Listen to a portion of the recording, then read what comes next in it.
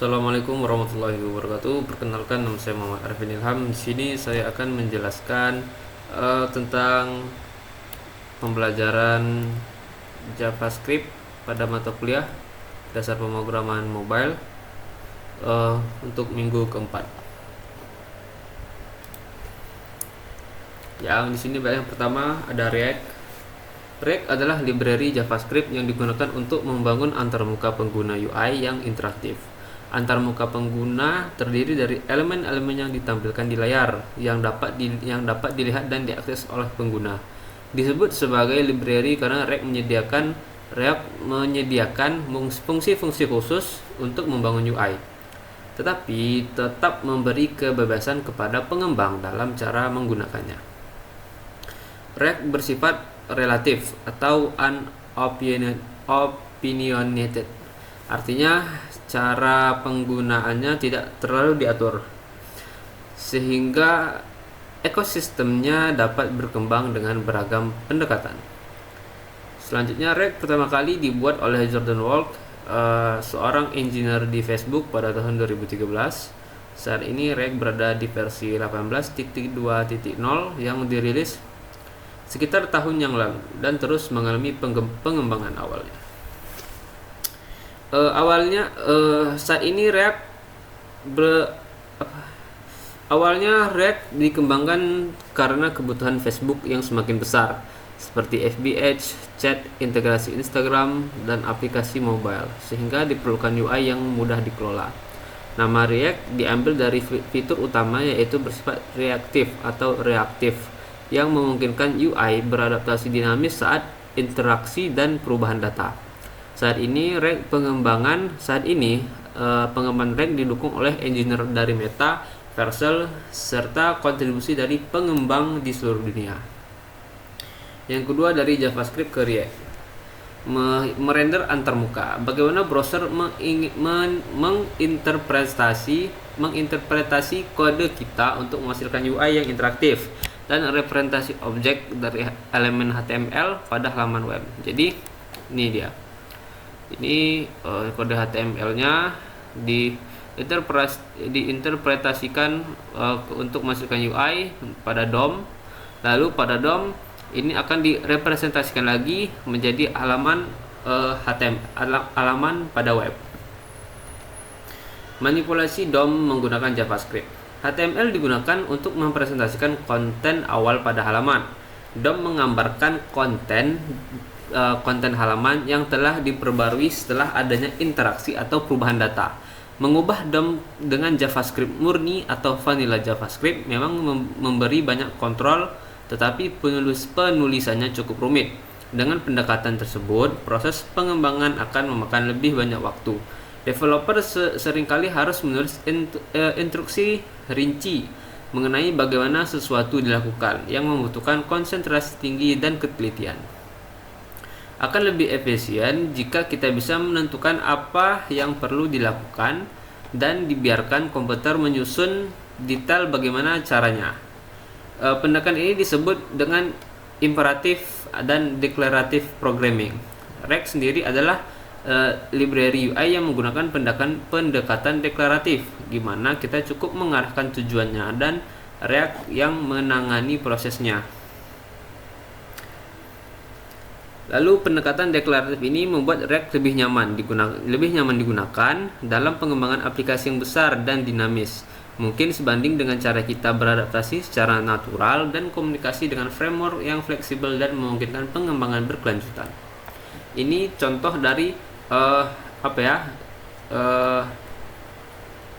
codingan React tadi. Jadi ini hanya dia cuman ingin menampilkan belajar React bareng WPU. Cuma ingin menampilkan ini tapi kodenya sepanjang ini. Makanya tadi disebutkan bahwa tidak efisiensi waktu. Lalu selanjutnya mulai bekerja dengan React.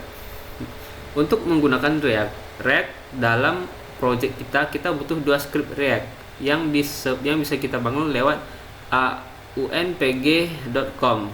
React sebagai library utama, React DOM agar kita bisa menggunakan metode-metode untuk manipulasi DOM.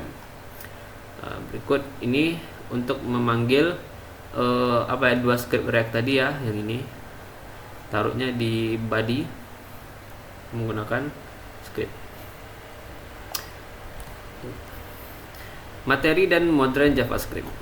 Materi yang harus dikuasai sebelum belajar React, yang pertama ada HTML dan CSS, JavaScript fundamental, DOM, modern JavaScript, Git dan CLI, command line interface, yaitu ada package manager, Node.js dan npm, modern JavaScript IS6 variable, let dan cost yang seperti sebelumnya, function dan raw function, object dan end class, array and array methods, destructuring, template, temari, .is, modules, and import. Yang kelima, konsep utama pada React.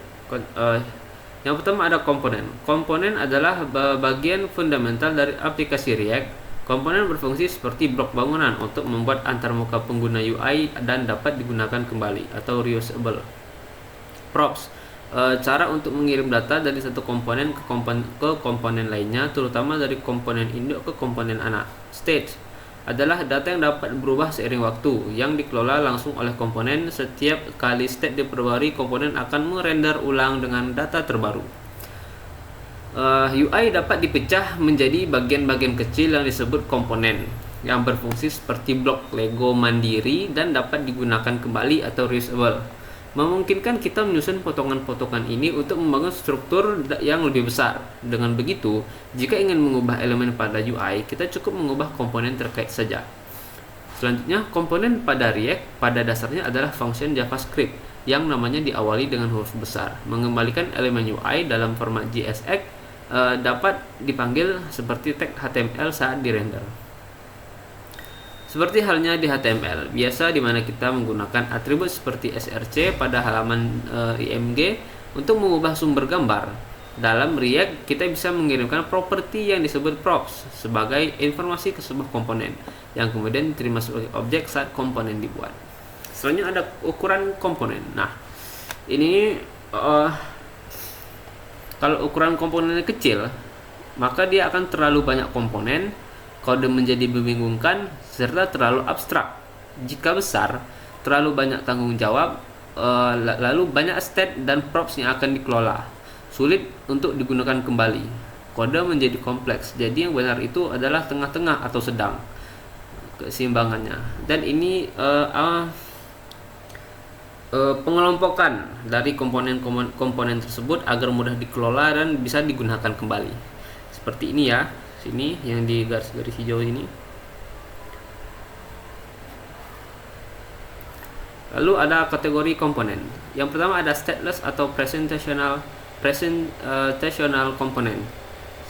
Stateless atau presentational component adalah jenis komponen di React yang tidak memiliki state internal, sehingga hanya fokus pada cara data ditampilkan tanpa mengelola data itu sendiri.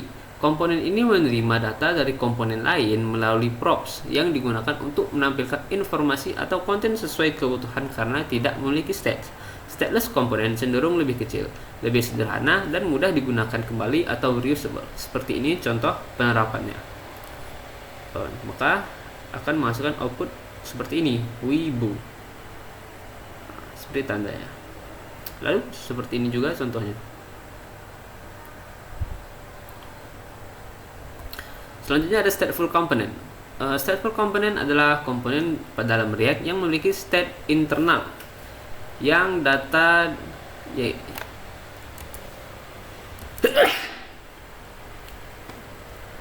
yaitu data yang dapat berubah dan dikelola langsung oleh komponen tersebut.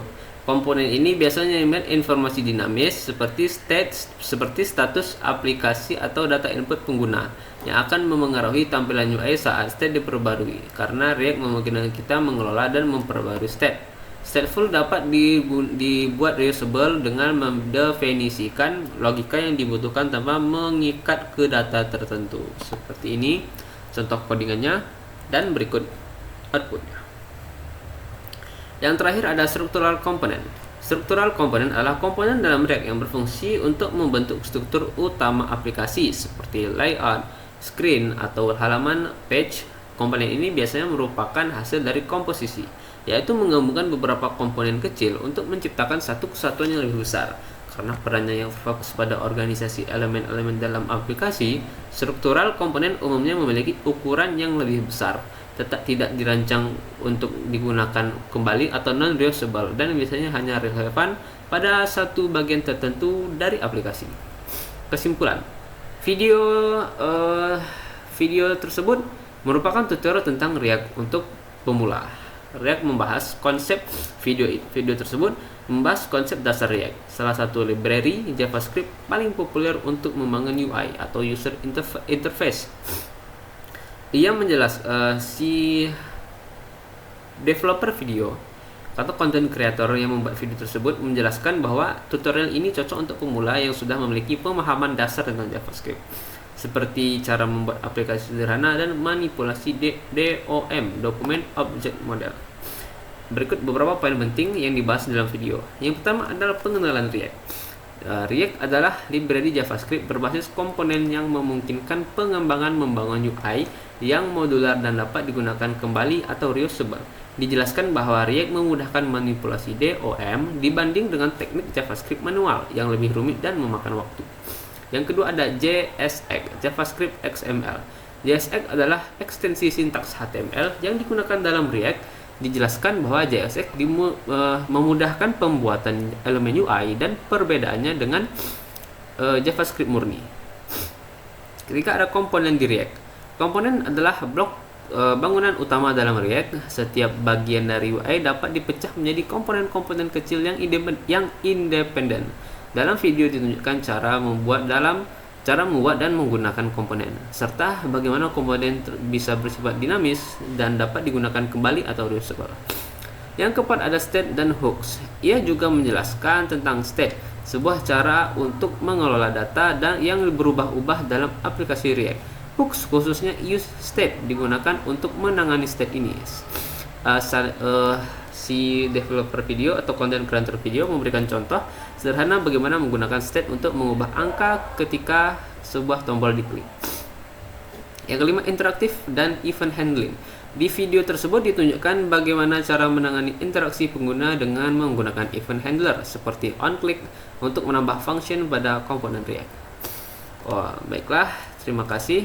Mungkin sekian yang dapat saya sampaikan. Jika ada salah, saya mohon maaf. Saya tutup dengan wassalamualaikum warahmatullahi taala wabarakatuh.